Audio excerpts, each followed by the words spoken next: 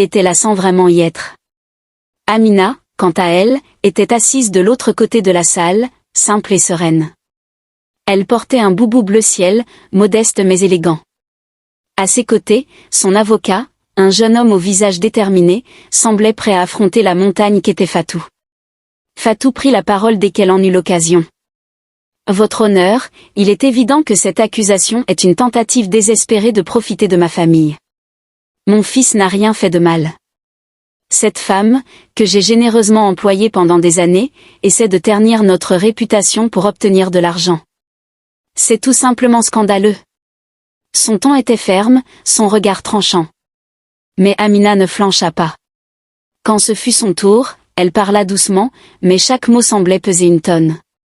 « Votre honneur, je ne cherche ni richesse ni vengeance. Je veux juste que la vérité soit connue. Ce qui s'est passé cette nuit-là était contre ma volonté. » Le procès devint rapidement le sujet principal de conversation dans toute la ville.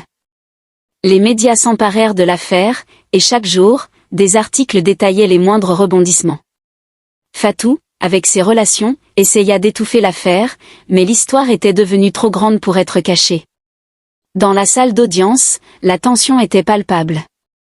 Fatou, fidèle à sa réputation, utilisa toutes les armes à sa disposition. Elle fit venir des témoins pour témoigner de la moralité douteuse d'Amina, fouilla dans son passé, et utilisa même sa position pour influencer certains aspects du procès. Mais Amina n'était pas seule. Son avocat, bien que jeune, avait une intelligence aiguisée et une conviction inébranlable. Il mit en lumière les failles dans le témoignage de Kofi, soulevant des questions que même Fatou ne pouvait balayer d'un revers de la main. Kofi, lui, était au cœur de la tempête. Ses nuits étaient hantées par des cauchemars. Lorsqu'il regardait sa mère, il voyait la déception dans ses yeux. Et lorsqu'il croisait le regard d'Amina, il était pris d'une profonde culpabilité.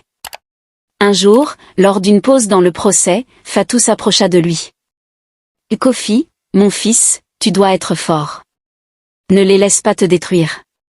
Nous sommes au-dessus de tout ça. » Mais Kofi, la gorge nouée, ne répondit pas.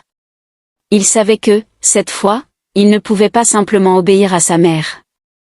Le moment le plus dramatique du procès arriva lorsque Kofi fut appelé à témoigner. Toute la salle retenait son souffle.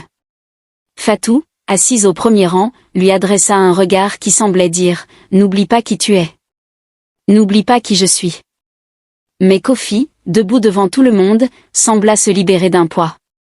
Sa voix tremblait, mais il parla. « Cette nuit-là, je n'ai pas agressé Amina.